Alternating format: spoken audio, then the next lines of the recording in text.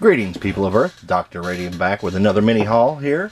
A few comics from eBay and a couple from my local comic shop. Before I get started, I want to thank everyone who has subscribed and watched my videos. This morning I hit 50 subscribers. First major hump I've gotten over here on YouTube. Really appreciate everyone who's watched and subscribed. Want to single out 3 YouTubers in particular for helping me get to that point, to this point. These 3 guys have given me shout outs and promoted my channel on their channels without any provocation whatsoever. They just did it out of the kindness of their hearts, so I really appreciate it. These 3 guys are Punisher88, Comicfan, and Liking the Covers 4963. Thanks a lot, guys. I really believe that you helped me get over the 50 subscriber mark.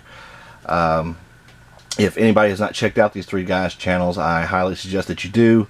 I'll leave links down below in the comments so that you can check out their channels. Again, thanks a lot to everybody, especially Punisher88, Comicfan, and Liking the Covers 4963. Alright, on to the comics back haul that I got this week. First one up here is Transformers number 3. Picked up 1, 2, and 4 at a comic shop during the free comic book day sale. Didn't have number 3. Found this one on eBay for a good price. So finished off the first 4. It was supposed to have originally been a 4-issue limited series, but the response was so good that they just kept on right after number 4 with the numbering and continued the series.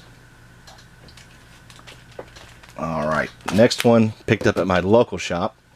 Amazing Adventures, featuring the Inhumans and Black Widow, number 2. This one's from 1970. Really good condition on this one. I had picked up Amazing Adventures number 1 from him about 2 weeks prior to this. Don't know why he didn't show me this when I picked up the first one, but went back in and this was on the wall. Decided to get it. It was in a really good condition. Got a good price on it.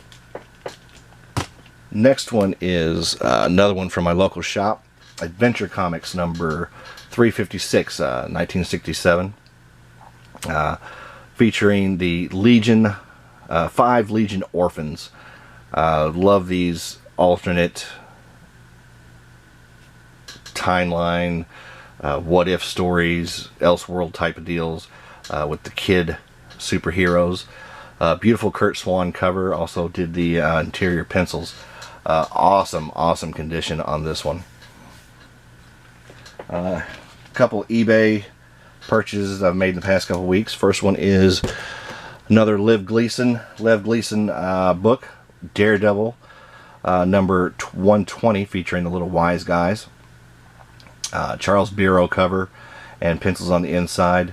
Love these old Lev Gleason comics. Really get your money's worth when you can find them in good condition at a good price. Next one I picked up is True Comics number 40. Yeah, up there at the top, number 40, from 1944. Yeah, 1944. This one, pretty good shape. I'd say it's in good, maybe good plus. It's got some damage up here, a little chipping on the corner there, but really presents well. Colors are nice and bright. This one caught my eye when I was looking on eBay. A lot of these comics around this period did stories based on true events, war, sports, famous figures in history, things like that. But the Dewey story of the Republican presidential candidate caught my eye. These books are aimed at young adolescent kids, mostly boys, age, probably 6 to 12, 13, 14. And I really can't see them being interested in politics. But looking at some of the other covers for this series, they also did ones on FDR and other politicians like that. So who knows? Alright, this next lot I got all together. It was a total of 17 books. Don't have them all here. because some of them were doubles that I'd already shown in previous videos. Got this book, this lot of Atlas comics. Really great price on this. I think I ended up paying like 78 cents a piece for these comics, and most of them are in fine condition. A couple are a little bit better, a couple a little bit worse. The ones that I'm not showing here, that included here, were Iron Jaw, which I'd already showed in a previous video.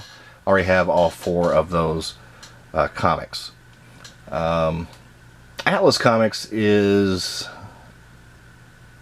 a real important part of comic history that a lot of people don't know about, don't realize.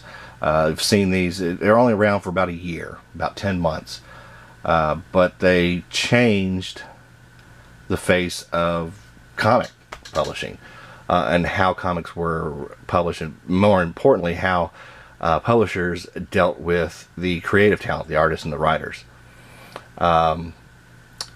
In 1970, Martin Goodman sold Marvel Comics to Cadence Industries, and he was retiring. He got out of the comic business. But part of that deal was that his son, Charles, or Chip, was to stay on at Marvel as the editorial director. Once the deal was complete, there was no backing out, sale was made.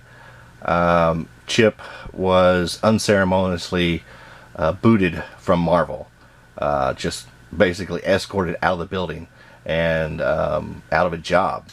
This really made Martin Goodman mad, and he basically started Atlas Comics to get back at Marvel for this perceived slight. And so in 1974, he started publishing these Atlas comics. It lasted 10 months till about mid-1975. They only published 65 comics, a few black and white magazines, and a few text magazines. I don't think any of these series lasted more than 4 issues, and most of them had editorial and creative direction changes by the 2nd or 3rd issue, so it was just a mess from the beginning.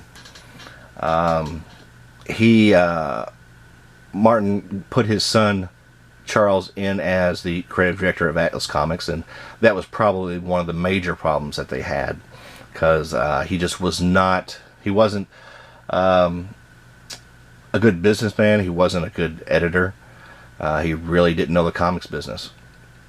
And I think the other major problem they had was that Martin really was trying to stick it to Marvel. He put out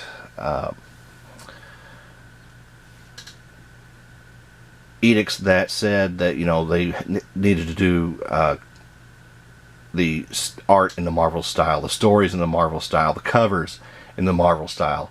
He hired away a lot of Marvel's creative talent, current and former employees.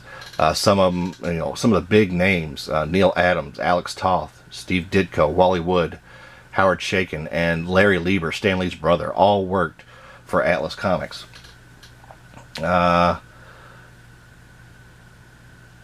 They didn't last long, like I said, just about 10 months.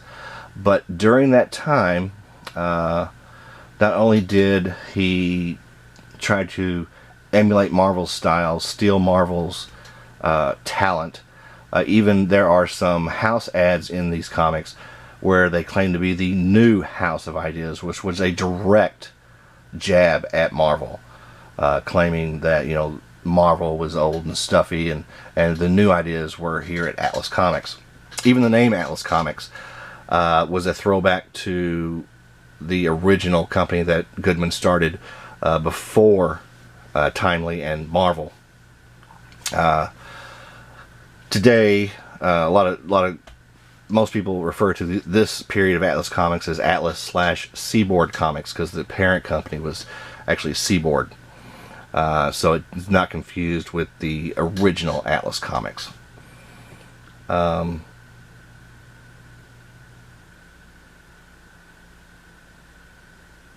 So some of the books that I've got here, this was a really awesome lot that I picked up. Oh, almost forgot. The reason why Atlas Comics is so important to comic history is some of the practices that Goodman put into place, which probably also led to, the downfall, that weren't standard industry at the time.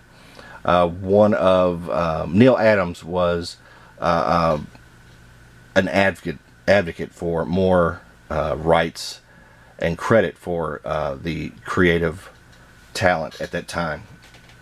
And some of the things that he had been pushing for and not getting from the other publishers were, return of original artwork, better pay, rights to originally, the characters that they created. And Goodman did all this stuff. He returned original artwork to the artists, although at the end in '75, when they went out of business, some of the artwork was stolen and never returned. But for the most part, he did return original artwork. Also, he offered the highest page rates in the industry at that time. So to compete, to get some of those people back, DC and Marvel had to, raise their page rates. And probably most important of all is he gave ownership of original creations to the artist and writers. So if they created a new character in any of these books, the artist and a writer retained ownership of these. This is something that's been, fought for years and years and years. And Atlas and Goodman were the first ones to do this. Unfortunately, none of these characters went on to be successful or make any money, but it did lay the groundwork for how the industry is run today. Okay, let's take a look at some of these books. First one was Planet of the Vampires, #1. Tiger Man, #1. Some of these ideas are not the best in the world. This is a scientist who injected himself with tiger serum of some sort and became part animal and fought crime that way. You can see they're also making another jabs at more than likely DC more than Marvel, but here all new, no reprints. At that time, reprints were a pretty common practice. Morlock, 2001, #1. The world's strangest superhero. Destructor, #3. Awesome Steve Ditko art on this cover here. Grim Ghost, #2. And Grim Ghost #1. The Scorpion, #1. This is started off as a spy, basically a spy type of title, and by issue, I think it's 2 or 3, they changed it up and gave him a superhero costume, and it wasn't really recognizable from this first issue. Phoenix, #1. I can't prove it, but this looks like it has a lot of influence from the old Magnus robot fighter. The design, just the whole feel of it.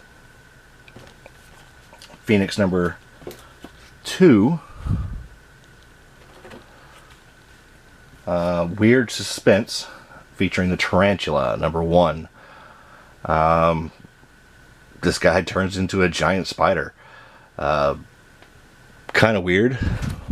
More like a horror comic, but it was put out as a superhero comic. Brute, #1. This is a Hulk analog, except for he's a prehistoric man-ape monster brute. But this was their answer for the Hulk. Barbarians, Conan, and the like were real popular at the time, mid-70s, so their answer was Wolf the Barbarian. This is #2. And, oops, sorry about that. Last issue was Wolf #1. And like I said, I also picked up 3 more Iron Jaws in this set, which was another high fantasy series. Terrible writing, terrible art in that one. But now that I've got this huge, for Atlas,